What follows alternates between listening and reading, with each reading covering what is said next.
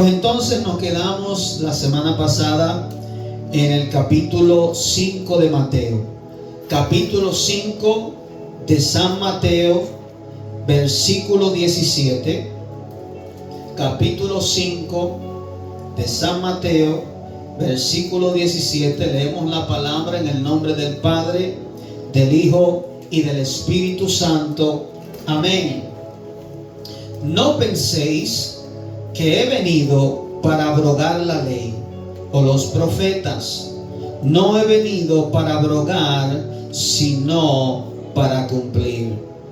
Porque de cierto os digo que hasta que pase el cielo y la tierra, ni una jota ni una tilde pasará de la ley hasta que todo se haya cumplido. Amén. Aleluya.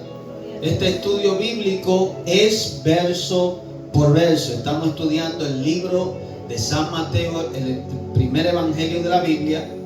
Y aquí Jesús dice: no penséis que he venido para abrogar.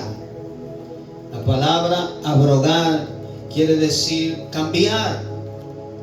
Quiere decir que Jesús no vino para que la ley ya escrita, el mandamiento ya dado, Él no vino para refutar lo que ya los profetas y los hombres de Dios en la antigüedad, Moisés había dicho, sino que ahora Él vino para cumplir lo que ellos escribieron. Dando Jesús a entender algo importante: todo lo que se escribió en el Viejo Testamento, desde Génesis hasta el último libro del Viejo Testamento, los profetas, los libros históricos, los libros de los salmos, el mismo Jesús dijo que esos libros, esos papiros que fueron escritos para predecir o anunciar su venida. La Biblia, si usted no lo sabe, es la revelación de Jesús. Es la revelación del Hijo de Dios, el cual el Padre quiso traer al mundo para salvar a la humanidad y para revelarse a la humanidad. Entonces Jesús está diciendo aquí: yo no he venido para abrogar, yo no he venido para refutar, yo no he venido para cambiar la ley, sino para cumplirla. Jesús, estando presente allí, se estaba cumpliendo profecías dichas miles de años atrás. Por eso la Biblia es veraz, es eficaz, es verdadera. Porque el hombre no tiene la capacidad de predecir el futuro. Y hubieron profetas, hombres de Dios como David, Moisés, que anunciaron la venida de Cristo. Cómo iba a nacer, cómo iba a vivir, lo que iba a hablar, cómo iba a morir, cómo iba a resucitar. Todo estaba escrito anteriormente y Jesús vino a cumplir. Pero también estaba escrito que Él venía a enseñar. Que Dios mismo, decía el profeta, iba a venir y le iba a enseñar a los hombres. Por eso entonces Él da enseñanza. Por eso Jesús venía predicando y venía también enseñando, que son dos cosas diferentes. Entonces el versículo 18 dice: porque de cierto os digo que hasta que pasen el cielo y la tierra, ni una jota ni una tilde pasará de la ley hasta que todo se haya cumplido. Queriendo decir que la ley no simplemente es un libro de estudio, es un libro profético. Es un libro que tiene cumplimiento. ¿Por qué? Porque es la palabra de Dios. Entonces Jesús dijo que ni siquiera una tilde, una coma, un puntico. Y cuando se refiere a eso está hablando de la lengua hebrea. Recuérdese que el Viejo Testamento fue escrito en parte arameo, en la mayoría hebreo. Y las letras hebreas tienen puntitos, tienen coma, que cambian el significado muchas veces de la palabra. Y Jesús dijo: ni siquiera un puntico, ni una tilde, ni una sola coma de lo que está escrito en la ley va a perecer o se va a cumplir, pero primero pasará el cielo y la tierra. Pero la palabra de Dios, como dijo Jesús, no pasará hasta que pase el cielo y la tierra. Ni una tilde pasará de la ley. Versículo 19 dice: de manera que cualquiera que quebrante uno de estos mandamientos muy pequeños y así enseña a los hombres muy pequeños, será llamado en el reino de los cielos. Mas cualquiera que los haga y los enseñe, este será llamado grande en el reino de los cielos. ¿Qué quiere decir Jesús con esto? Aleluya. Yo, como predicador, como pastor, tengo el privilegio de enseñar la palabra, de predicarla, de instruir. Y el Señor dice que si una persona no enseña estos mandamientos, no los cumple, muy pequeño será llamado en el reino de los cielos. O sea que hay un galardón en el cielo para aquellos que enseñan la palabra. Eso debe ser motivo para toda persona que escuche este mensaje o esto que Jesús está diciendo, de querer predicar la palabra de Dios. Porque yo no sé usted, el mismo Señor Jesús está diciendo, nos está dando la opción: ¿tú quieres ser llamado pequeño o tú quieres ser llamado grande? Si tú haces estos mandamientos, si tú los cumples, si tú los obedeces y también lo enseñas a otro, vas a ser llamado grande. Imagínate en el cielo, estamos ya en la eternidad, todo el mundo caminando por ahí, de lejos te ven. Mira, ese es grande, ese enseñó la Biblia y ese cumplió los mandamientos. Eso es algo que una sola vez en toda la eternidad tenemos el privilegio de hacer. Porque después de aquí, de la tierra, de la vida terrenal que vivimos, ya lo que vamos a vivir eternamente y para siempre, sin dolor, sin sufrimiento, sin más circunstancias como la que vivimos aquí. Pero aquí en la tierra tenemos nosotros el privilegio que ni los ángeles lo tienen. Los ángeles no se les dio el privilegio de predicar el evangelio. A nosotros los hombres se nos dio esa misión, ese encargo. Y Jesús dice: el que los enseñe y el que los haga será llamado grande en el reino de los cielos. Pero el que los quebrante, aún por más pequeño de los mandamientos que están escritos, será llamado pequeño.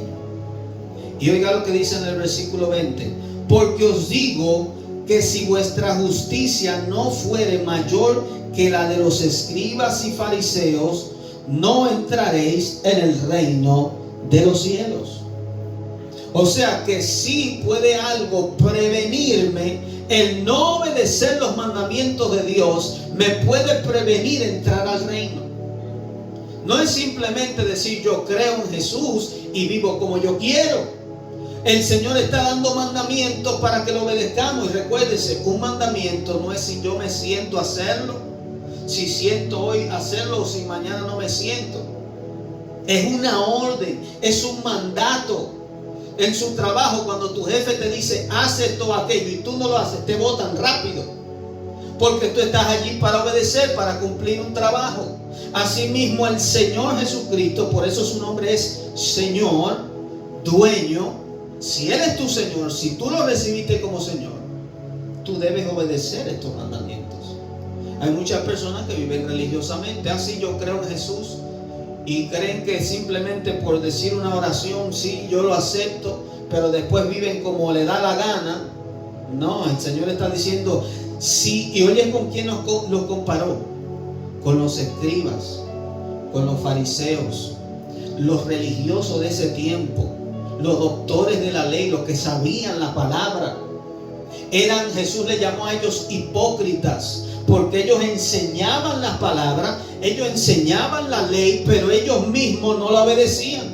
Entonces por eso Jesús dice: si vuestra justicia, hablándonos a nosotros, no fuere mayor que la de los escribas y fariseos, ustedes no van a entrar.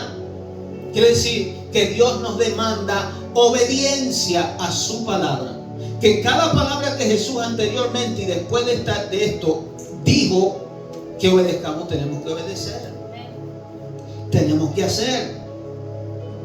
Para eso está la Biblia, para eso está el Evangelio, para que nosotros nos guiemos por ello. Amén.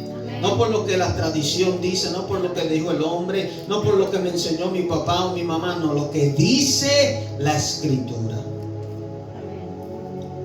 Versículo 21 dice: oísteis que fue dicho a los antiguos: no matarás. Y cualquiera que matare será culpable de juicio. El Señor está diciendo, recuérdense, ustedes escucharon lo que los antiguos dijeron. ¿Quiénes son los antiguos? Moisés, los profetas. Amén. Los mandamientos que Dios dio en el monte Sinaí. Los 10 mandamientos. 613 mandamientos del Viejo Testamento que Dios dio. Y Él le señala uno de los 10 mandamientos. Y le dice, no matarás. Y cualquiera que matare será culpable de juicio.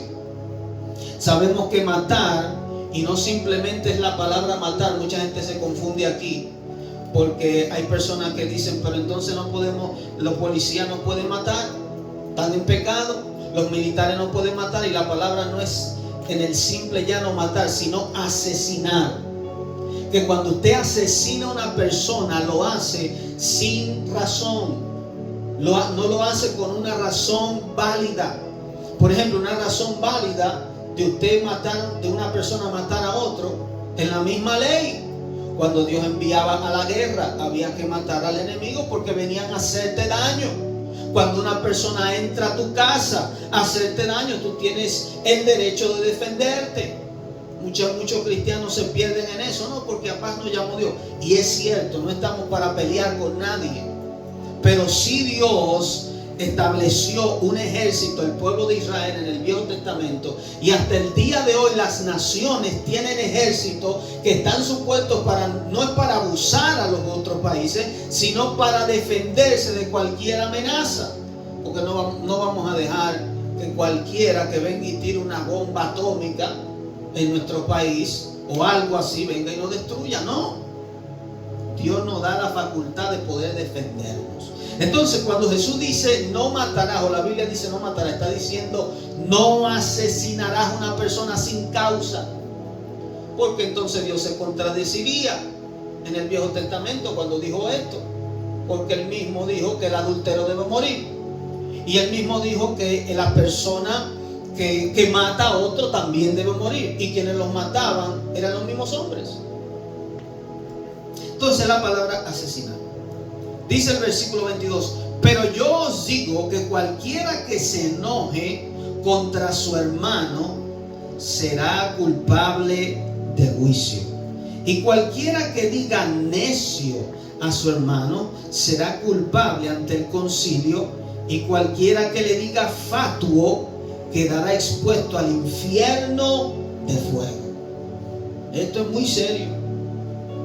Porque Jesús, la misma ley que fue dada, como Él dijo, no la abroga. No, ahora Jesús la hace más fuerte. Le pone un mayor peso. En la ley, si tú matabas a un hombre a filo de espada, sin razón, a ti había que matarte. Pero ahora Jesús dice, simplemente por decirle a una persona necio, por decirle una palabra maldiciente a otra persona, es como si tú lo estuvieras matando. Cuando tú le dices a alguien estúpido, idiota, animal, cuando tú le dices a alguien que te vaya mal, que te lleve el diablo, todas esas palabras deseosas, malas, Jesús las categoriza como si fuera asesinando a una persona. Porque recuérdense que tenemos poder en la palabra. Dios creó todas las cosas con su palabra. Entonces, a través de la palabra nosotros podemos matar. Hay algo que se llama violencia psicológica, no solamente física, sino que con las palabras hirientes, con tú denigrar a una persona, lo puedes matar espiritualmente, emocionalmente. Entonces, por eso el Señor dice ahora, y el Señor vino para enseñarnos más profundidad el conocimiento del Padre de Dios, y dice, el que le diga necio, el que se enoje aún contra su hermano, enojarte sin causa, sin razón. No es que no me enoje, porque tampoco el Señor entiende que nosotros somos seres humanos y Él mismo se enoja. Pero enojarte de una manera sin causa, dice la Biblia que no se ponga el sol sobre vuestro enojo. Queriendo decir, tú no puedes durar más de un día enojado con tu hermano. si no ve y resuelve tu problema con él. Entonces, a su hermano, el que le diga necio a su hermano será culpable ante el concilio, y cualquiera que le diga fatuo quedará expuesto al infierno de fuego. Jesús está hablando del infierno. Es serio. No es un castigo cualquiera que le van a dar, no. Es el infierno. Y muchas personas, he escuchado personas que dicen, no, el infierno no es real. Otros dicen que el purgatorio no existe. La Biblia ni siquiera menciona ese nombre. Algo que se lo inventó el hombre. Entonces Jesús dijo el infierno de fuego, el lugar, el lago de fuego. Versículo 23 dice, por tanto, si traes tu ofrenda al altar y allí te acuerdas de que tu hermano tiene algo en contra de ti, no necesariamente que tú tengas algo en contra de tu hermano. Si tú sabes que alguien tiene algo en contra de ti, deja allí tu ofrenda delante del altar y anda, reconcíliate primero con tu hermano y entonces ven y presenta tu ofrenda. Ponte de acuerdo con tu adversario pronto, entre tanto que estás con él en el camino, no sea que el adversario te entregue al juez y el juez al alguacil y seas echado en la cárcel. De cierto te digo que no saldrás de allí hasta que pagues el último cuadrante. Acuérdense que Jesús está hablando, y esto es válido para hoy, pero Jesús está hablándole a judíos que entienden que ellos traían una ofrenda a Dios para ser perdonados. En todos los tiempos de Pascua ellos tenían que traer un cordero, matarlo, ¿verdad? Y recordarse de la Pascua. Y en el tiempo también de la expiación ellos tenían que traer una ofrenda para que Dios borrara sus pecados. Ellos tenían que traer diferentes ofrendas, sacrificios, para que Dios los perdone, o para estar en paz con Dios. Diferentes sacrificios que había en la ley. Pero entonces el Señor le dijo, si tú te acuerdas allí, ¿qué Jesús está diciendo? No es válida tu ofrenda si tú estás enojado con tu hermano. Si el hermano tuyo tiene algo en contra de ti, si no hay paz entre tú y tu cónyuge, tu hermano, tu amigo, quien sea tu prójimo, no es válida. El Señor no la acepta. Hay gente hoy en día que está dando ofrendas y traen algo. Y acuérdense que una ofrenda no es solamente dinero. Cuando tú alabas a Dios es una ofrenda. Cuando tú adoras a Dios es una ofrenda. Cuando tú le traes una ofrenda de tu monetaria a Dios es una ofrenda. Cuando tú danzas es una ofrenda. Cuando tú oras es una ofrenda. Cuando tú ayunas es un sacrificio, una ofrenda al Señor. Si te acuerdas allí, ve, reconcíliate primero con tu hermano, porque no la acepto. Es lo que Jesús está diciendo. Ponte de acuerdo rápido. ¿Sabe por qué? Porque ese hermano que tiene algo en contra de ti, por una injusticia tal vez que tú hiciste, por algo, te puede llevar, dice Jesús, al algo así. El Señor está hablando en un término físico, pero espiritualmente tú puedes estar encarcelado porque alguien tiene algo en contra de ti. Porque ese alguien tal vez le puede estar diciendo a Dios, Señor, justicia. Mira lo que me hizo fulano. Mira lo que me hizo. Dame justicia. Y Dios viene y hace justicia. Y dice aquí que entras en una cárcel. Jesús está hablando de una parábola que en lo físico era así en esos tiempos. Alguien podía acusarte. O como hoy en día tú puedes poner una querella en la policía si alguien te hace daño y te meten preso. Así mismo tú puedes caer preso espiritualmente. Y por más que tú ofrendas, por más que tú vienes a la iglesia, por más que tú adoras, y un día tú dices, pero ¿y por qué no siento a Dios? ¿Y qué es lo que pasa? Que mi vida espiritual está ¿Por qué? Porque hay una falta. Entonces el Señor dice, ve rápido, ponte de acuerdo con tu adversario para que no seas echado en la cárcel. De cierto te digo que no saldrás de allí hasta que pagues el último cuadrante. O sea que hay un cumplimiento. Hay personas que están en una cárcel espiritual pagando el daño que han hecho, espiritualmente hablando. Entonces, hay que tener paz con todos los hombres. La Biblia dice: sin paz, sin la cual, y sin santidad, sin la cual nadie verá al Señor. Seguir la paz con todo, y la santidad sin la cual nadie verá al Señor. Entonces, tenemos que tener eso en cuenta. No maldigamos, no le digamos a nadie malas palabras, tonto, estúpido, idiota, nada de eso. El cristiano no ofende así, ni enojado, ni nada. De la boca del cristiano no salen palabras ofensivas a nadie. Amén. Amén. Luego dice el versículo 27, Jesús y el adulterio. Oísteis que fue dicho: no cometerás adulterio.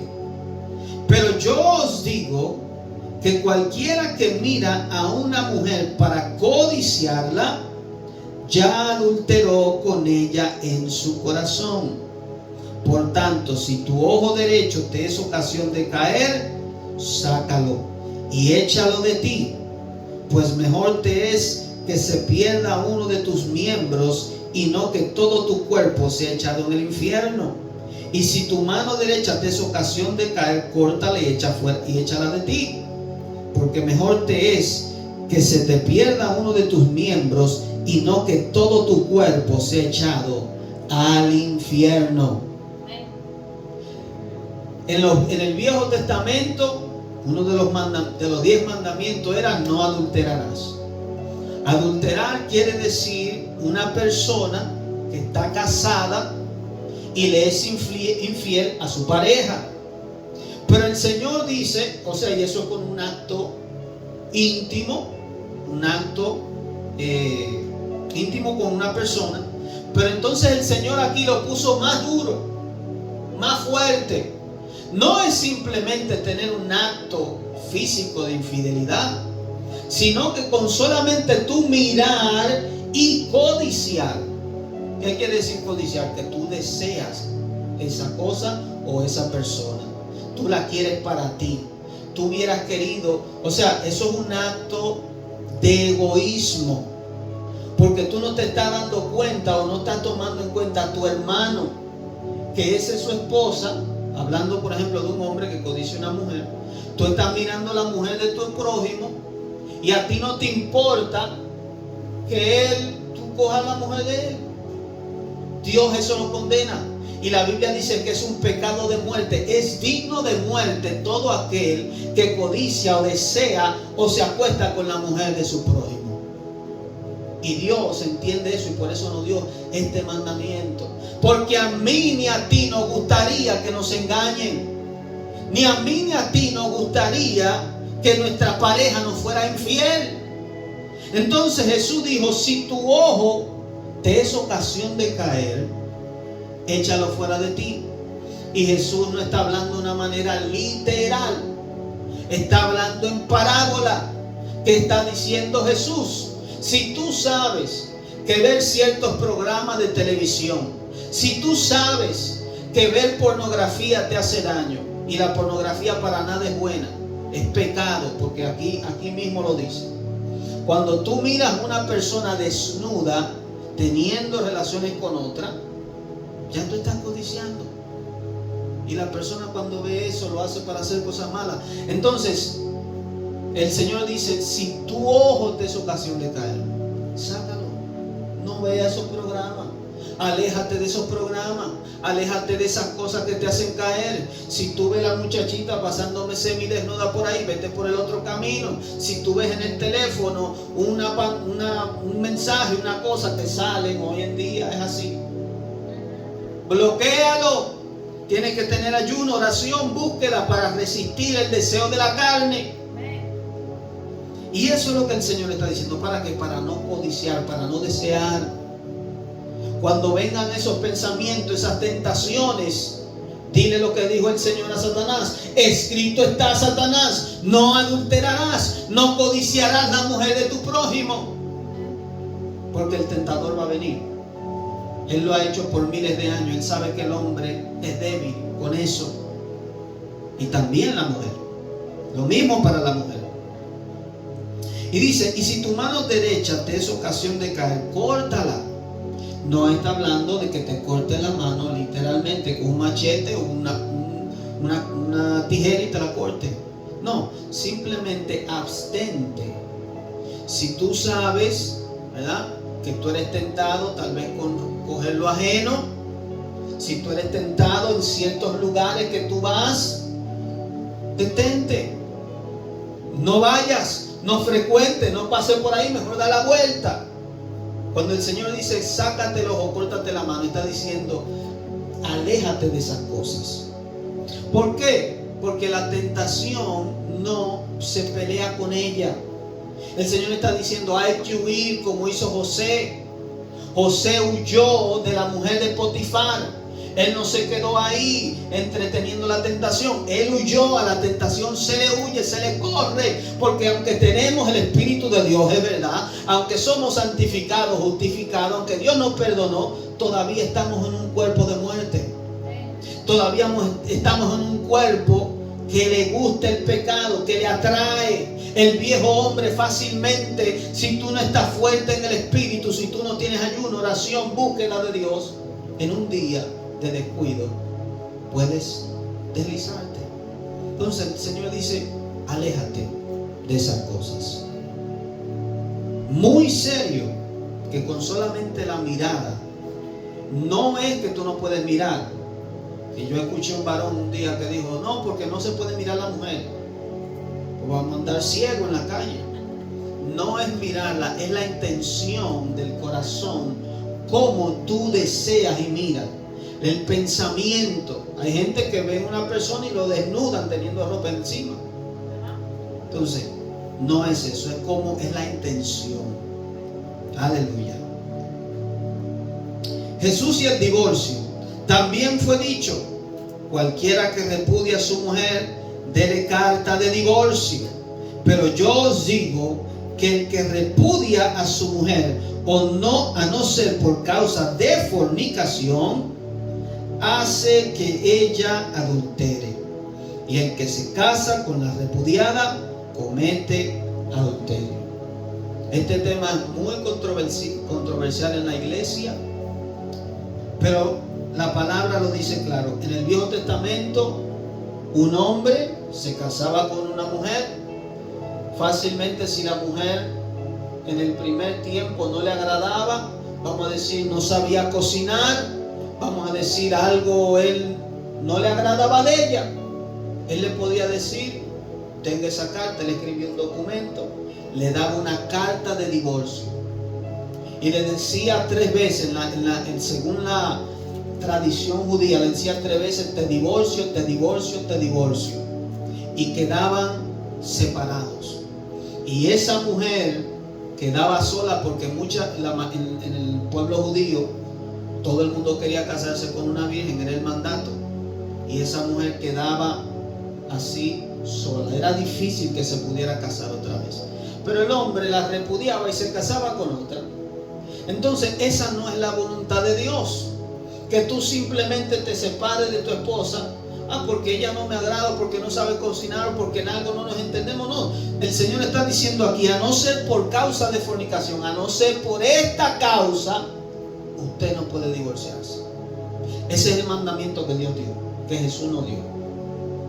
Si ella te es infiel, si ella se encontró la prueba que adulteró, que fornicó, y dice la palabra fornicación porque es el acto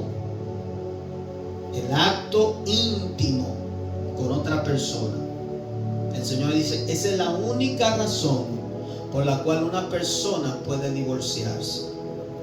Y hoy en día la gente por un pleito, porque huele mal, porque ella no sabe fregar o no me sabe cocinar, nos separamos. El mundo allá afuera, por una picada de ojo, por un mal de ojo, se separa y se divorcia. Por cualquier cosa. Y esa no es la voluntad de Dios. El matrimonio es para siempre. Es hasta que la muerte los separe. Entonces, el Señor quiso guardar o nos dio este mandamiento para guardar la familia, el matrimonio, que es muy importante.